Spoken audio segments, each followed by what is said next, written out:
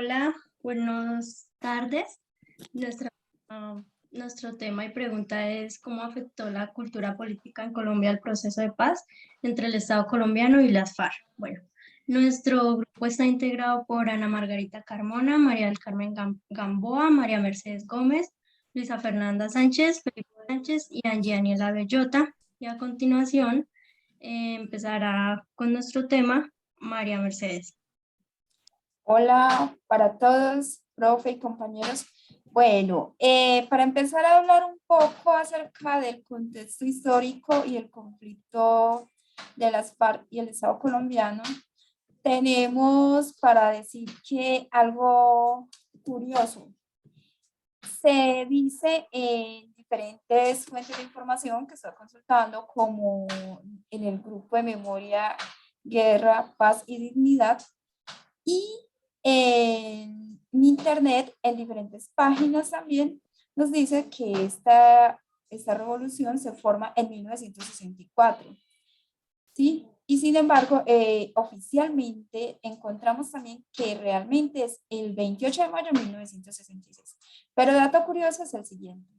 En 1960 se dice que un paramilitar apodado Mariachi asesina a Jacobo Frías Álape, alias Charro Negro, por lo cual Pedro Marín, o con el alias de Manuel Marulanda Vélez, o Tiro Fijo, decide volver a alzarse en armas, y digamos que desde ahí realmente es como lo que se puede comprender que empieza la iniciación de las FARC o el Ejército del Pueblo, quien más adelante le agregan esa E a esa sigla, entonces queda Ejército del Pueblo. Para 1964, entonces ya estamos con Manuel Marulanda y con Jacobo Arenas como ideólogo de esta guerrilla, y Tiro Fijo pues al frente como comandante. También tenemos aquí unos cuantos municipios como donde ellos empezaron, que es Río Chiquito, Pato, ¿cierto? Eso es algo pues como datos curiosos que se nos presentan. Sin embargo, hay algo muy importante, y es que en 1998, qué pena como aquí saltarnos tanto, nos dice de que la Agencia de Inteligencia de Defensa de Estados Unidos, como que en un diálogo con el gobierno colombiano, se encuentran de que esta guerrilla está en condición de derrotar al Estado colombiano. Es por ello que me llama la atención y busco más información sobre el tema, y es algo acá interesante, donde nos encontramos que en la masacre que ocurre en Segovia y en Remedios, entonces el mismo libro, donde tenemos el informe de Memoria, Guerras, Paz y Dignidad, denomina como que todas estas guerras se puede denominar como debilidad, o se puede interpretar así, como debilidad de la democracia, ya que pues durante el conflicto armado que hemos tenido en Colombia, hemos tenido homicidios, secuestros, pescas milagrosas, tomas guerrilleras como la de Mitú, que es algo pues catastrófico para todo el pueblo. Y digamos que de alguna manera el origen de las causas por las cuales se inicia las FARC se pierden un poco. Se encuentra que las FARC, sus causas son como más que todo la desigualdad, la tierra, y es por ello que se hace tanto énfasis en la reforma agraria más adelante, ¿cierto? Ya en 1961 se hace como mucho énfasis al programa de la reforma agraria. Pero ¿por qué se pierde el origen? Porque luego las FARC ya busca financiarse, y es donde entra como a tener vínculos de una u otra manera con el narcotráfico y demás. Entonces ahí digamos que podemos desconocer ya las causas que... Pero lo que sí es importante decir que no momento de nuestro Estado colombiano de manera precaria, donde si hubieran luchado un poquito más, logran quedarse con el poder. A continuación, nuestra compañera Carmen entrará ya a exponer.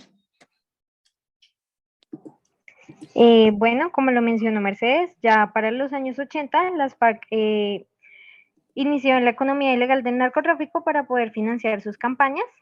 Por lo tanto, la cultura política colombiana se moldeó en torno al miedo que representaban las FARC como actores del narcotráfico y perpetradores de ataques a las poblaciones. Entonces, pues bueno, en primer lugar, la cultura política colombiana se ha visto permeada por procesos electorales corruptos.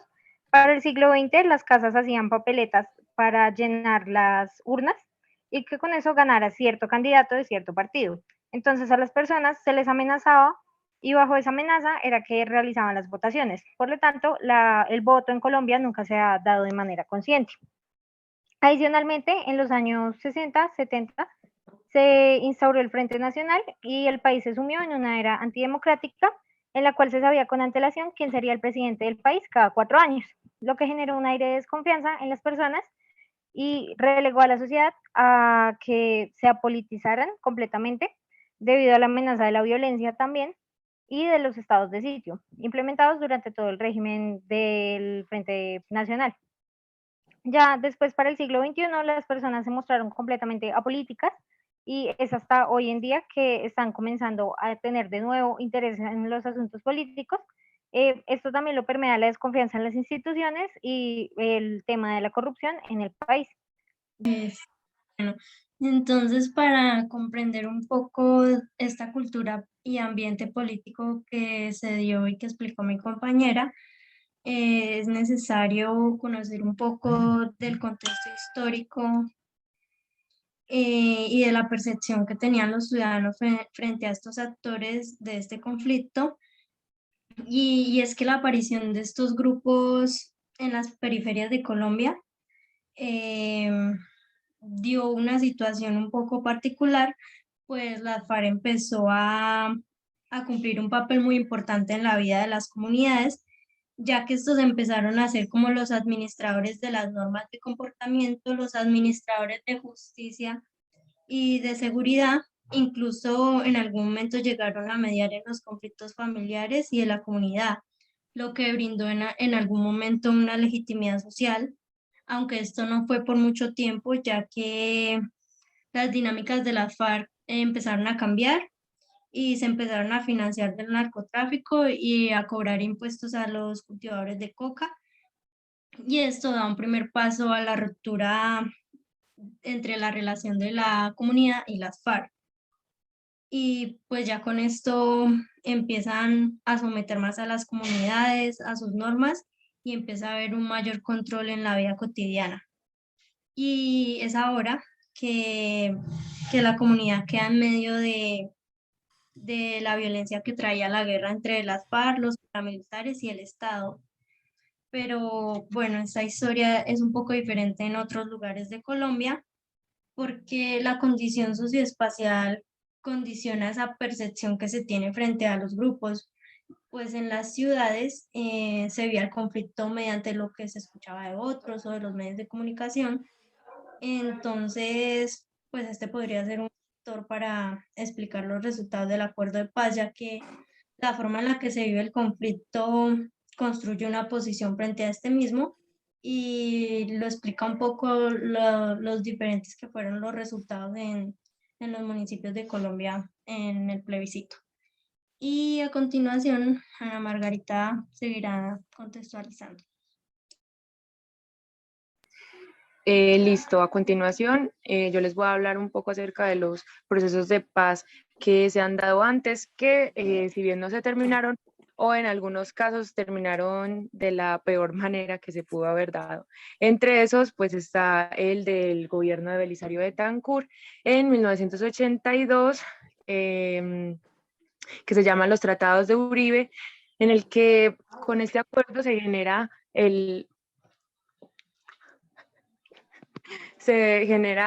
partido de la UP, generando una gran representación de la izquierda Y pues esto, según historiadores, causa como cierta envidia de parte de partidos de derecha, de las Fuerzas Armadas y de algunos grupos extremistas, lo que propicia la creación de las AUC y se empieza una sistemática eliminación de los miembros de este partido de la UP.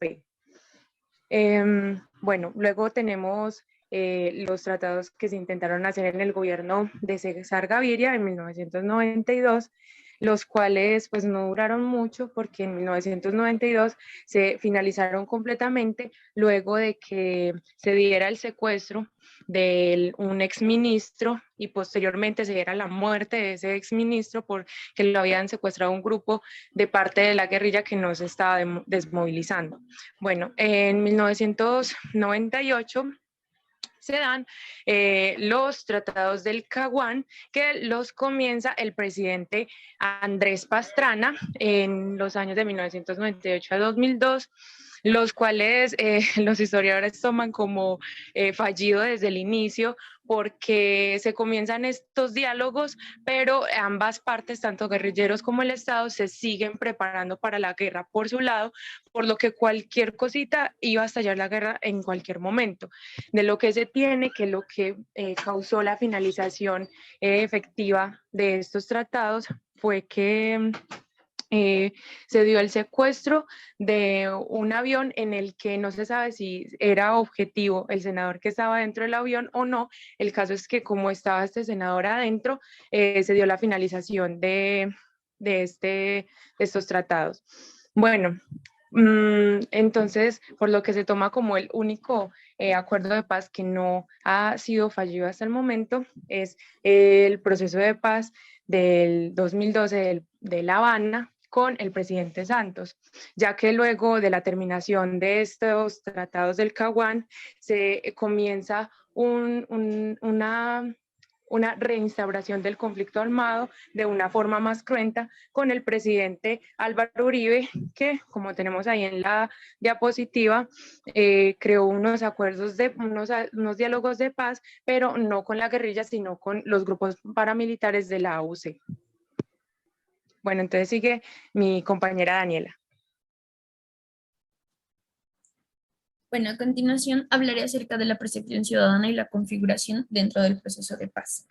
Bueno, en base a los procesos de paz es importante conocer la percepción ciudadana, la cual en este caso demuestra una inconformidad en cuanto a la escala de participación política de la población colombiana y el hermetismo informativo. El proceso de paz que se dio en La Habana en el año 2012 hasta el año 2016 fue el proceso que generó más controversia y marcó una gran diferencia a los procesos de paz anteriores. Como muestra o como ejemplo de esto, el Observatorio de Medios de la Universidad de La Sabana realizó diferentes encuestas en las cuales escogieron a 778 personas que pertenecían a la ciudad de Bogotá. Esto se dio con el fin de adquirir información acerca de qué tanto conoce la ciudadanía acerca del proceso de paz.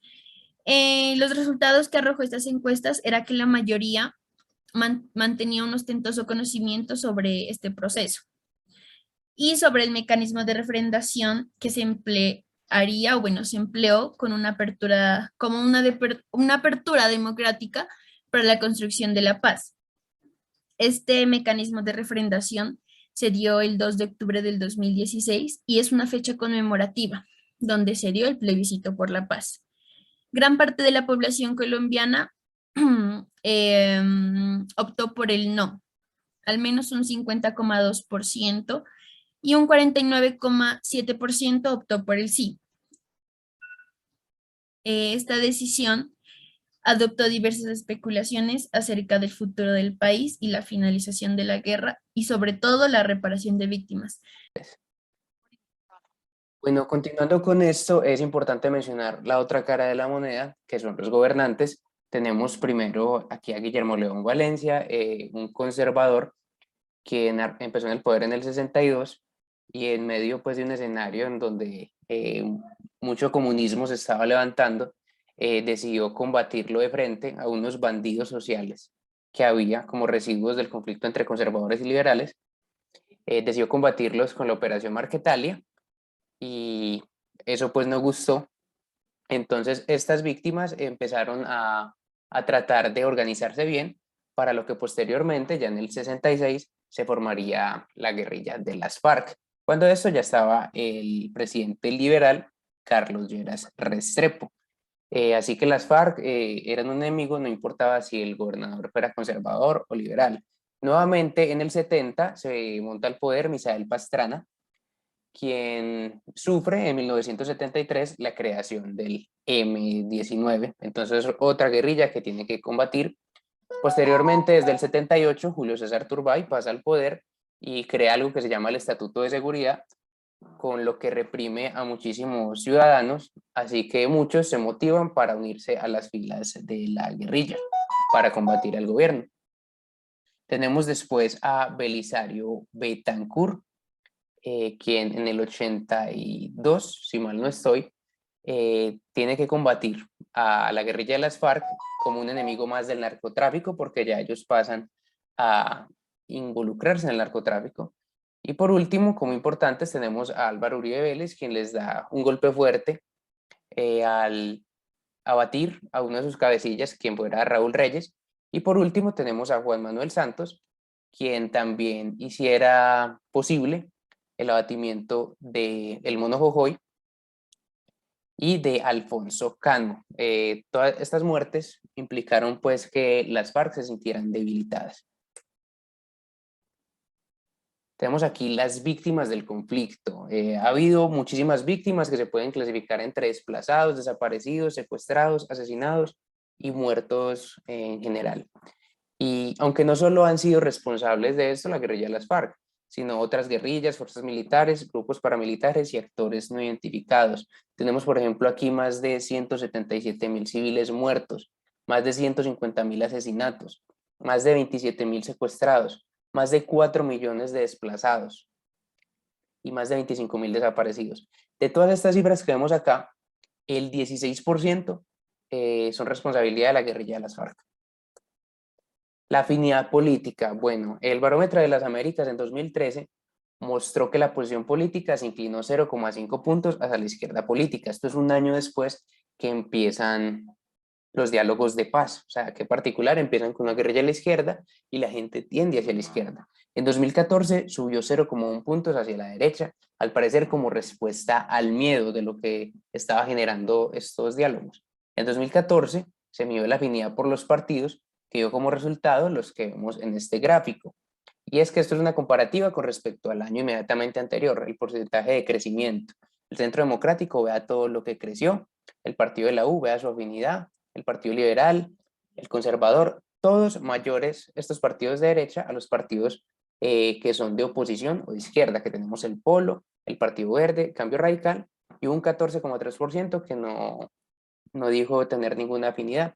Como se puede ver, tras el inicio de estos diálogos, la derecha se fortaleció, al parecer en una respuesta de susto, de temor con lo que fuera a acontecer. Por último, tenemos las conclusiones que nos las dirá nuestra compañera Carmen.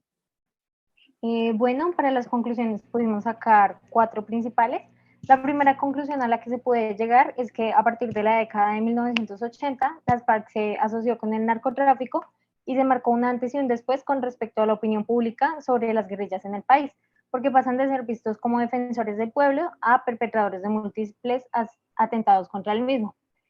En segundo lugar, se puede presumir que el debilitamiento de las FARC fue uno de los motores de los acuerdos de La Habana, ya que pues, este debilitamiento había surgido a raíz de los ataques propiciados por el gobierno inmediatamente anterior, como se mencionó, y las propuestas por parte del gobierno Santos de crearles un ambiente que les permitiera una verdadera participación política como oposición bien protegida, les motivó a participar del proceso de paz y la posterior firma del acuerdo.